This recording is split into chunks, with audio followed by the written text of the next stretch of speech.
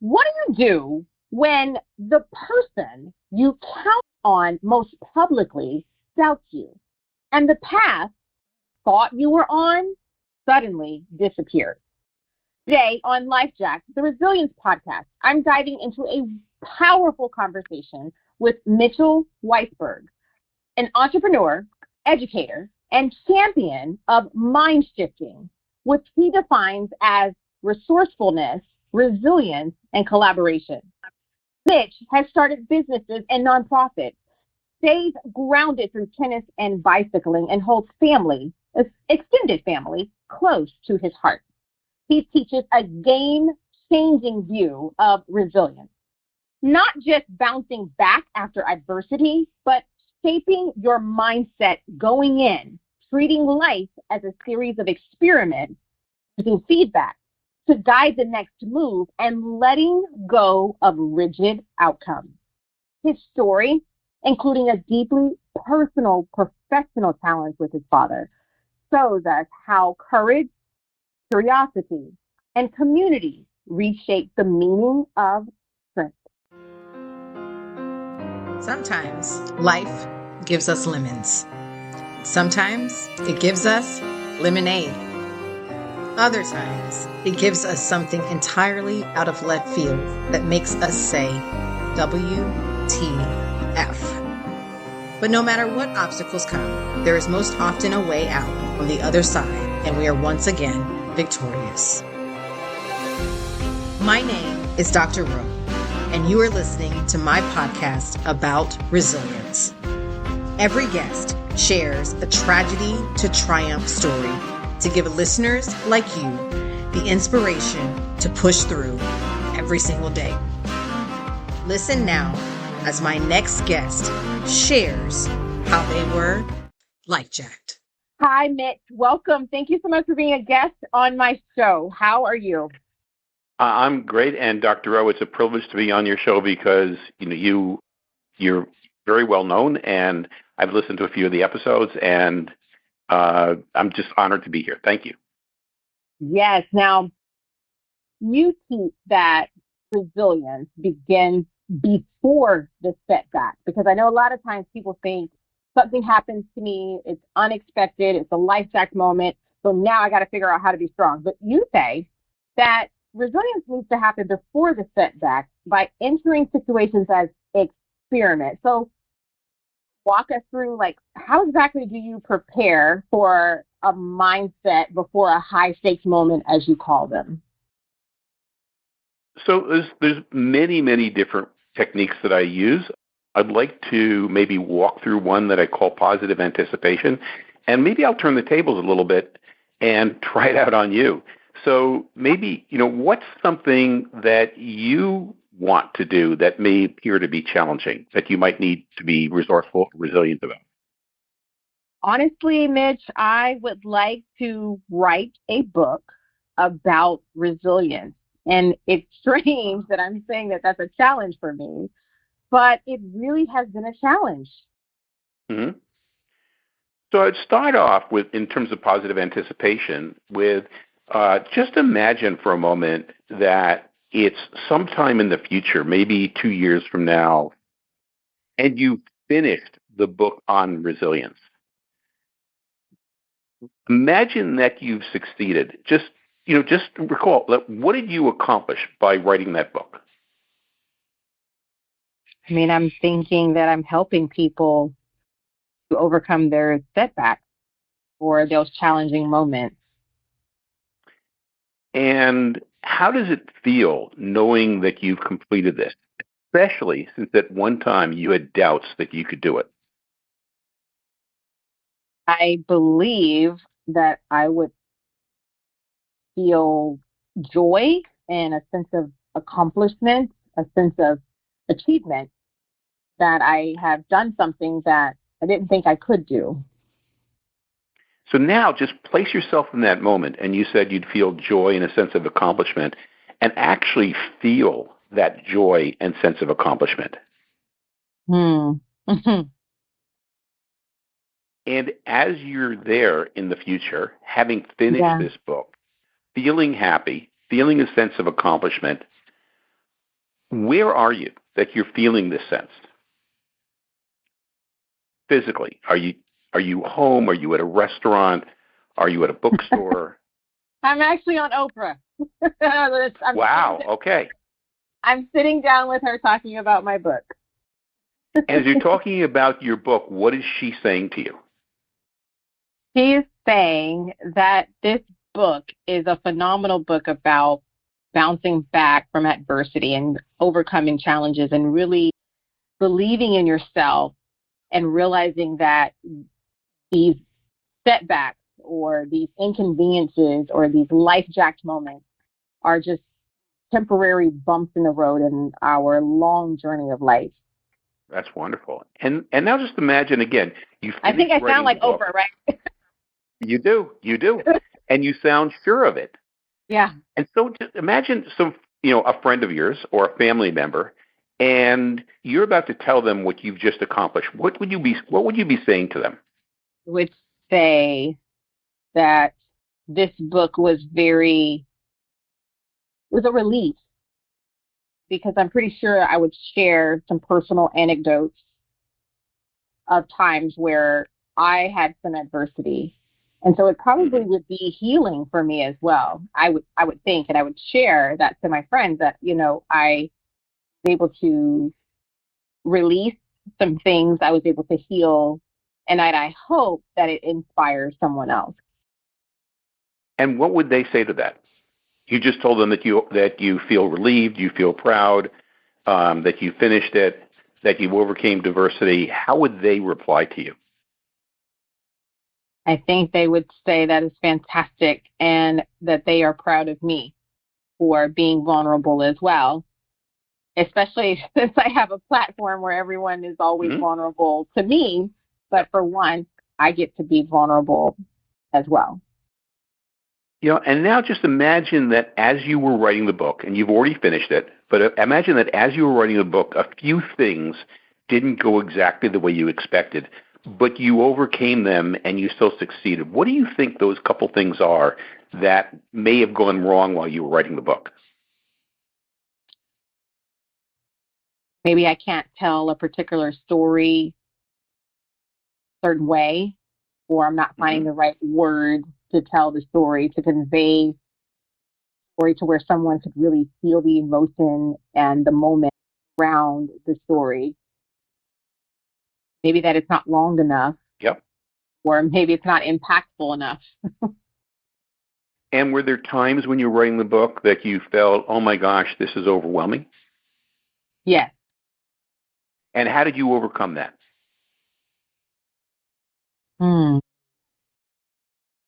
I think that I would just push through. I would write a bit at a time. I would not set goals that I know are unrealistic or unachievable. I would just kind of give myself grace, set a schedule for writing, kind of make it a routine, and write as much as I can. And if I can't, or if I have some kind of block, then it's okay. I would give myself that grace to say it's okay to put this away for today. And we can pick it back up tomorrow. And so, and then, when all those things happened, and your saboteurs told you to stop, then basically what you would do is you'd kind of reset your goals. You'd set smaller goals that you knew you could achieve to start moving forward again and pick up that momentum. That just paraphrasing. That's basically what you said, right? Right. And so thinking about that, what you've done is you've put yourself into the future. You're proud that you've written the book. It's allowed you to get on. You've been on Oprah, and she was amazed at the book. You've talked to friends, and they congratulated you. You've overcome obstacles while you were reading the book. If you come back to right now, this conversation that you and I are having, how are you feeling about the whole experience of writing the book? Joy. I think that's it. Right. That's great. That's great. Joy. So that basic technique is when you have, a challenge is to either you can walk yourself through these questions or you can have somebody else walk you through those questions, is imagine that you've completed it and as many senses as you can get in, to just, where are you? What are people saying? What are you saying? What are you feeling? How did it feel like when you were writing it? What obstacles did you overcome? And the more things that you can imagine, the more motivational it is. And that's one of the ways that you build in resilience before the setback. Wow, Mitch, I can tell you that even right now, I haven't written the book yet. And the fact that you walked me through this exercise, I feel it in my heart space, right? I feel the joy that you have invited me to feel in the future, which is crazy. Well, that's wonderful. And I played very little part in that. That's just, you did that, and you can do that with yourself, and you can do that with others. So I'm very happy to hear that. Wow. Well, thank you so much for walking me through this exercise and just having the idea to do that with me, because it does help a little bit. And who knows, I'll have a book out next year. I hope so. And I'm going to read it. I'll place my order. All right. This is great. Thank you so much. Now, so I want to go to your story in particular, where you had your own challenging moment. And that moment came when you were in the boardroom and it was announced that you were going to lead a company that your father created or founded. And it was determined that you should be the leader. However, your father didn't think that you were fit for that role. And he basically, if I understand correctly, he basically was like, I don't want to work with him because he's incompetent, and so I quit. Is that right? Well, so I'm going to a little bit, just to fill you in. It was a company that trained people how to use computers. I actually started it, but he financed it, so we were partners, and we were kind of co-running it. But I had made I guess a couple decisions about the direction of the company, and I really thought he was on board because we talked about it and everything. And so we brought the board together to go over what we were going to do. And he steps up and he says, I just wanted the board to know that I am completely against all these things that Mitch is doing.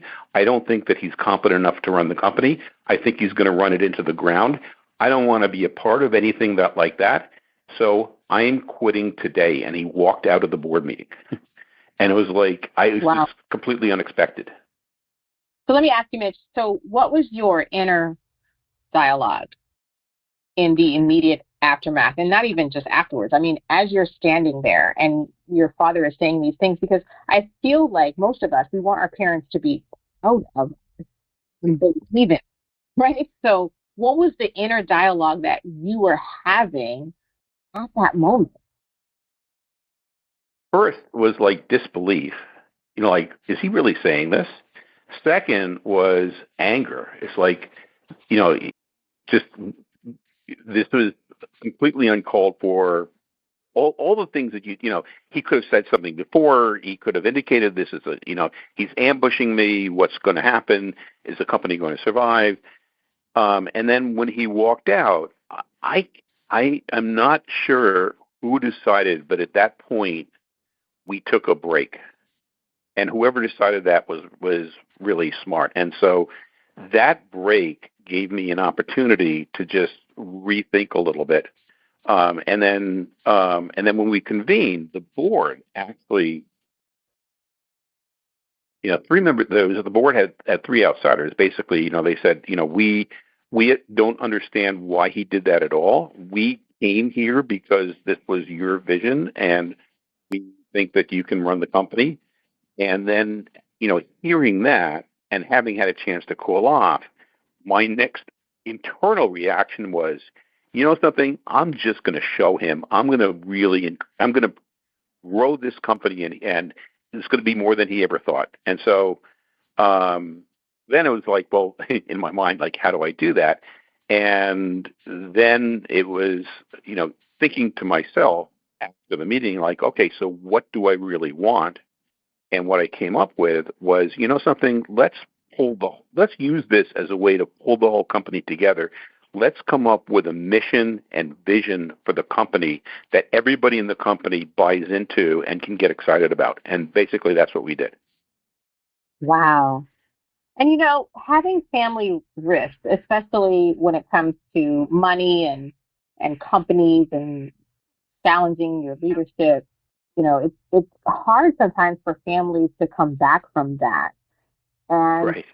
And now you have your mother who, of Right. course, who loves your father and loves you. And I'm pretty sure she didn't want to be in the middle of it, because these are two people I love. I'm pretty sure she was like, I don't necessarily want to pick a side.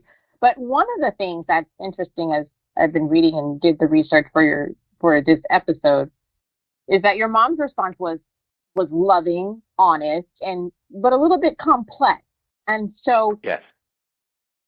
So how did her message take your boundaries or your healing, or make you realize that, you know what, family is first? So that's a really interesting question. I don't think at that point that I was familiar with there's an instrument called the Thomas Kilmann instrument, and it talks about the 5 styles of conflict resolution. And one of those styles is that, when you know that you have to do something, you don't really care what the reaction is. You're not interacting with the other person, you're communicating it, but you can communicate it in a way that through anger, but you could also communicate it in a way with compassion. And so my mom delivered a message that was really, really difficult, but she delivered it with compassion. And basically, she said, look, I told your father that he was wrong to do this. I pleaded with him not to do it. He is definitely wrong. And if I were in your position, I would be considering dropping any relation with him in the future. And I imagine that's what's going through your head. And of course it was going through my head. It's like, I just was, and because if you do that, I can completely understand it. And it's a natural thing to do. And I think that he was wrong, but just understand that when I married him, I said I was marrying him for better or for worse till death do us part. So he is my husband. And if you cut off relationships with him, you are also cutting off relationships with me. And I don't want you to do that, but I understand if you feel that you have to. And it was Wow. like, it was so powerful. And, it's not like I came to what I wanted to do right away, but it was like, well, something, um, I can, family is glue, and people can do bad things. That doesn't make they're still family, and so for the purpose of my kids, with my wife, my sister is my mom, we together. And as a matter of fact, after, I guess around 7 or 8 years later, when I passed away, I was the prime person caring for my dad for his last 10 years. But I did that because it's like that's what family does. Wow. Yeah, I know that even in my life, I've had instances where my mother, my stepfather, maybe they didn't agree with something that I did, or my sisters. And there have been moments where my father, or I call him my father, but he's my stepfather, Mm-hmm. but I refer to him occasionally as my father. But there are times when he says, you know what? No, I'm siding with your mother. And regardless of how he feels about the situation, but if my mother does not agree, then, he's like, nope, I'm going to side with her. And the same thing with my mother, doing the same thing with my stepfather. It's interesting, but then Mm-hmm. they've also had moments where they did not agree on it, Right. with each other, Mm-hmm. in certain family dynamics or situations. And it's just interesting, though. But I do know at the end of the day, they are going to choose each other. And I understand that when you marry somebody, yes, for better or for worse, but when you're the child in that, you do have to recognize that you're not a part of that union. You may have come from that union, or you're a part of it as a lineage of that union. But when it comes to a husband and a wife, they have their own bond and they have their own connection, and they have to forge that connection. And it's really hard to understand that, because you think, but what's happening to me is wrong, and people should be on my side. Right, exactly. Right, I feel you're wrong. You're like, it doesn't matter. It's like, people should be on my side because it was wrong. And for the fact that your mother could say, yeah, it is wrong, but I'm going to choose your father. And that's a true definition of for better or for worse when it comes to it. Really is. Wow. And I'm getting from the whole tone of your voice that you are extremely family-oriented as well. Yes, I am. That is for sure. Yes, I definitely am. I mean, I say that as well. Of course, unfortunately, I had to divorce twice. However, I'm still very family-oriented. My children have relationships with their fathers. And, they don't know what happened between me and their fathers. It's none of their business. But we still parent and co-parent, to make sure that we raise, these three fantastic young men. So That's wonderful. Yep. And I recognize the importance in having a family, and families don't have to look like a traditional nuclear family where it's mom, dad, daughter, son, dog. It doesn't have to look that way. Families can look any kind of way. So, yes. But yes, I am very family oriented, and I do admire your mother, but I also admire you, because you too then recognize that regardless of the disagreement, and yes, it was hurtful, but you were still able to take care of your father, where some families, when they have rifts like this, like yours, or something similar, it may not even be similar, it may be something totally different. It's still a rift. Sometimes families can't ever recover from that, Right. And people end up dying alone, and they don't have anyone to come and take care of them in their last days. So I commend you for that. That's incredibly brave and incredibly, that speaks to your character, hey, Mitch. It really does, about who you truly are inside. That's just fantastic. Now, you say that mind shifting is a kind of a combination of resourcefulness, resilience, and collaboration. So if I were to have just a mind shifting playbook, right, just for everyday challenges, what does that look like in practicality? So I'm going to first just go into a little bit, because my definitions of resourcefulness and resilience aren't necessarily the same as everybody else. So resourcefulness is to be able to tap into the parts of your mind that can do critical thinking, creativity, executive function, and to be able to go and access those even when you're angry or upset or you're feeling like a victim. That's resourcefulness. Resilience is the ability to respond to situations where things aren't necessarily going the way you expected, and to be able to come back and figure out how to, win, or how to do well with them, or how to accept them anyhow. And collaboration is the ability to be working with people who may disagree with you, that you may dislike, they may be competing with you, but that the only way you're going to move forward is to move forward with them. So the standard ways of like walking over them or ignoring them just aren't going to work. And so combining those into mind shifting, if you're, let's say, a client call or you're a critical meeting, is probably first knowing the outcomes that you want and the outcomes that you can accept. So the positive outcomes that you want, but also being aware of the negative outcomes that could come out of this meeting, that and be willing to accept that it may not go exactly the way you want, but you'll be willing, you'll survive, you'll be okay. And then also in that meeting, figuring out a few of the things that might go wrong and how you might respond to them. Now, you'll never predict all the things that are going to be wrong, but just by predicting a few of them and being prepared to respond to them, you're preparing yourself to be a lot more flexible. And then third is to be conscious of how you're going to feel.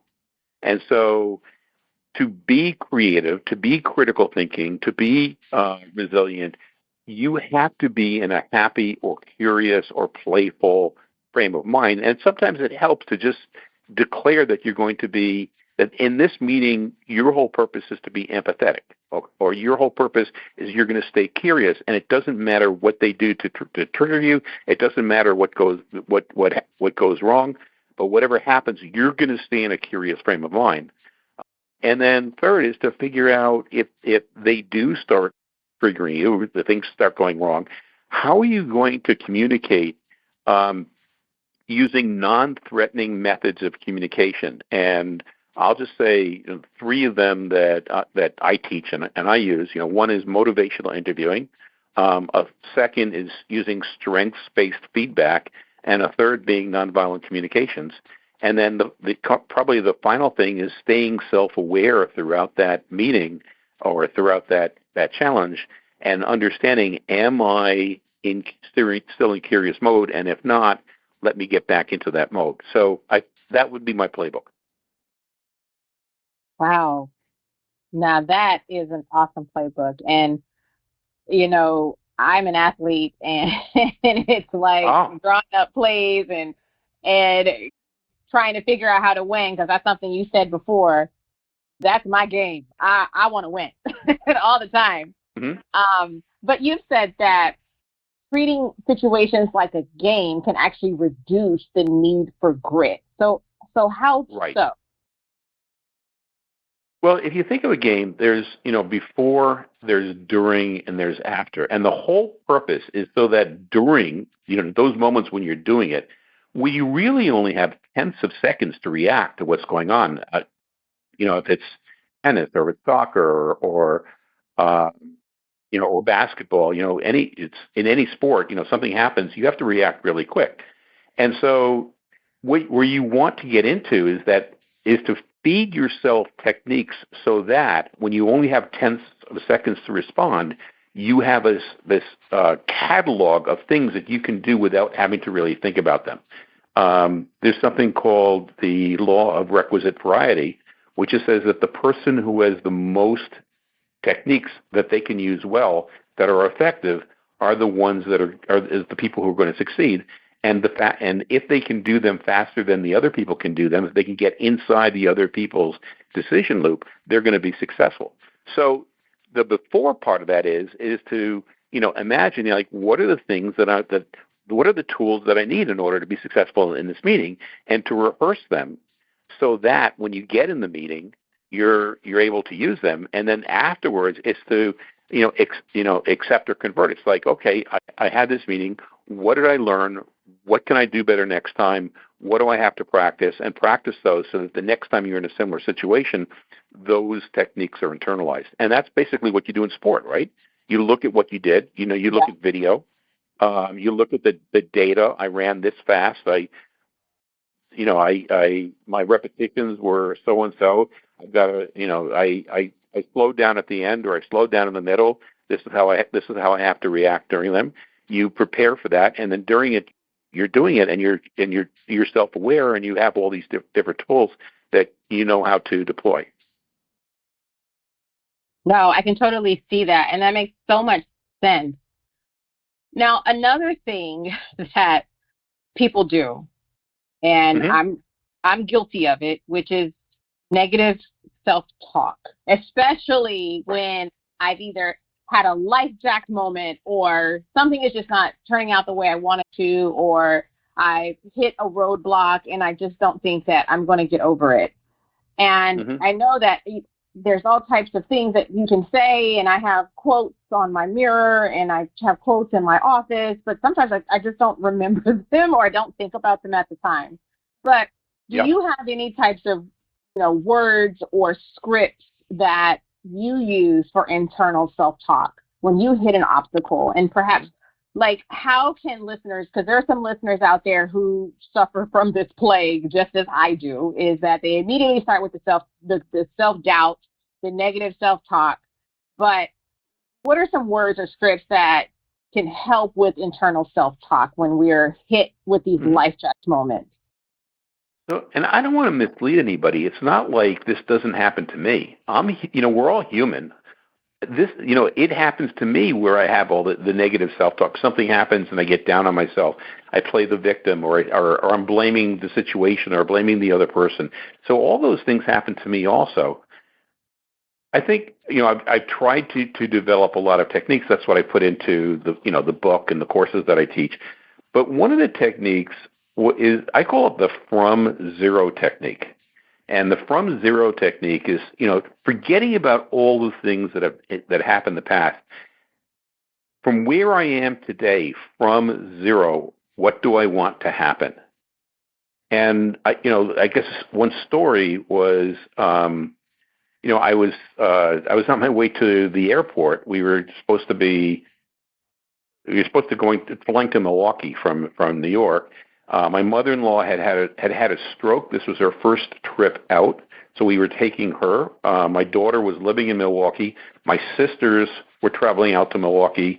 It was my son's birthday. He was going to fly out with us to Milwaukee. And on the way to the airport, I get a text from the airplane to say, your flight is canceled.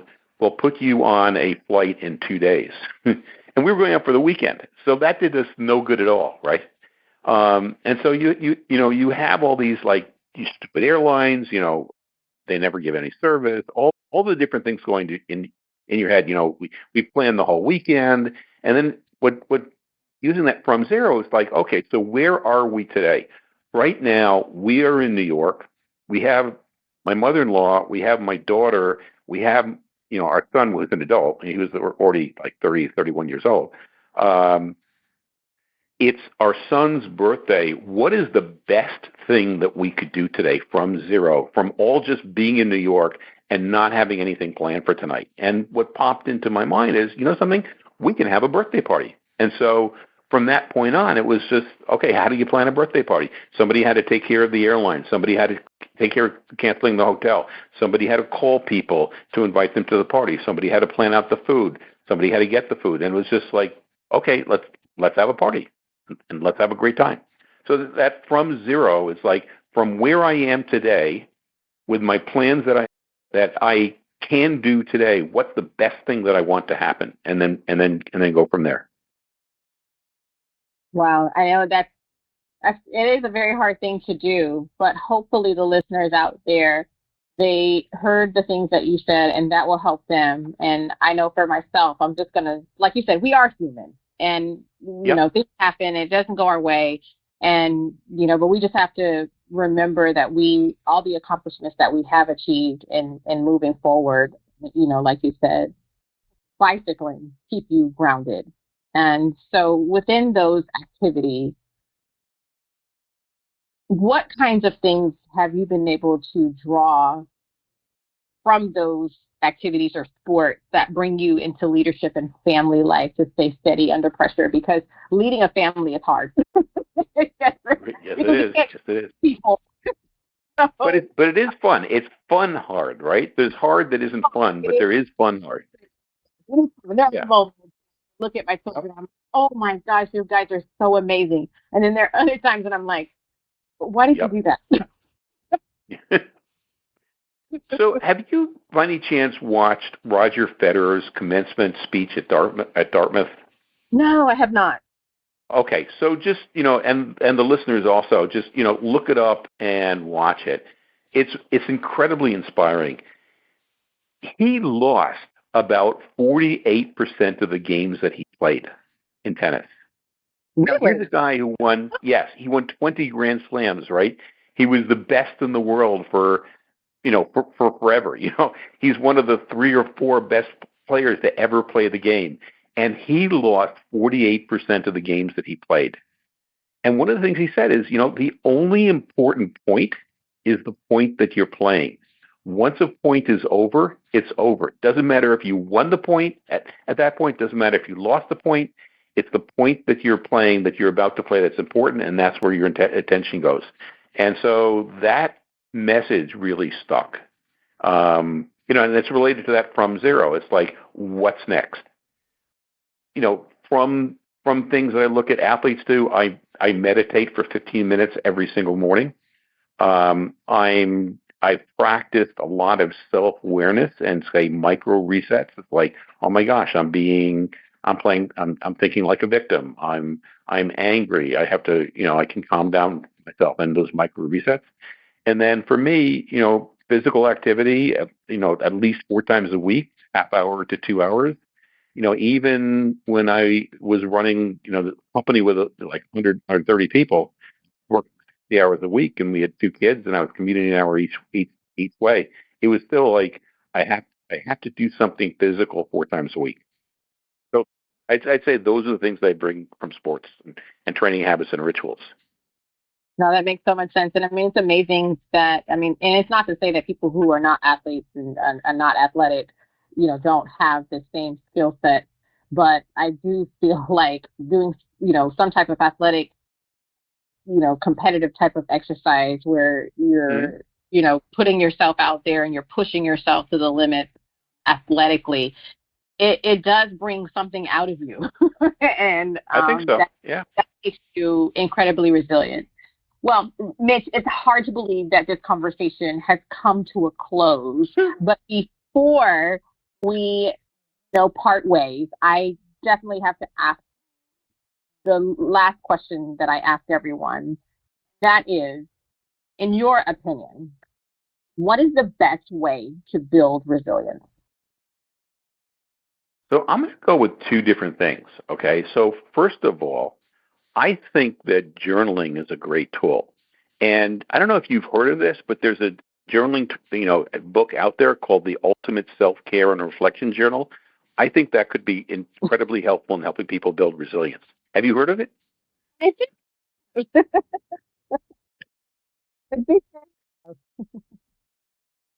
So then I'll just say the second thing. It's a journal that I wrote.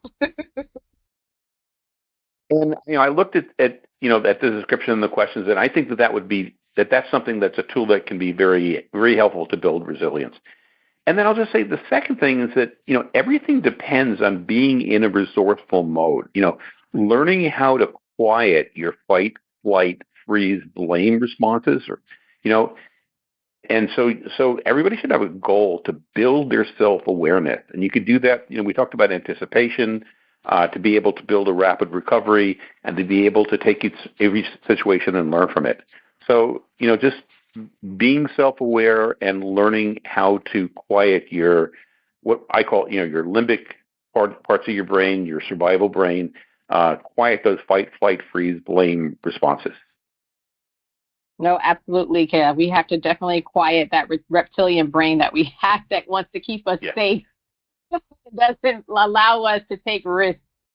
Well, Mitch, thank you for modeling a new way to be resilient. I mean, one that is rooted in curiosity, experiment-driven action, and compassionate courage. I know for me, the key takeaways I'm carrying forward are to enter moments unattached to a single plan, treat the process like a game that delivers feedback, and pre-plan the inner positive self-talk that I'll use when resistance shows up. So, how can listeners find and connect with you? Well, my website is mindshiftingwithmitch.com. And from that website, I have one book so far. I have another book coming out in November. And I teach live courses over Zoom, and I have a free newsletter. So you can go to the newsletter, you can sign up for the newsletter, you can go to the website, there's a contact me, so you can set up a meeting with me if you're interested. Mindshiftingwithmitch.com is probably the best way. Fantastic. Do you have any last words of encouragement for the listeners? I just think everybody has an incredible power, and very often we don't realize it. And so if you walk into situations and you can say to yourself and feel that, something, I have powers that I don't even know, then you don't have to be successful 100% of the time. Even Roger Federer was only successful 52% of the time. And that's all you need to be resilient. That's what I would like to leave people with. Wow. If this episode energized you today, like it did me, for sure. And I'm hosting the show. And it was fantastic. But please subscribe, leave a review, and share it with someone who needs a fresh lens on resilience. Mitch, thank you again for reminding us to choose one area of our life this week and run a small experiment of our own. Define your hypothesis, take the next best step, and reflect on the results without judgment, because that's the key thing. That's mind shifting in motion. I want to wish you and your family nothing but blessings and abundance. Please take care. And Dr. Rowe, thank you so much for having me. You're an amazing individual. I really love talking with you, and your listeners are very lucky. And I hope this will help your listeners. Mitchell Weisburgh, everyone. Be sure to join me next time for more uplifting stories and insights on resilience. Until then, keep pushing forward, embrace the journey, and remember that every setback can lead to a greater comeback. Dr. Rowe, signing off.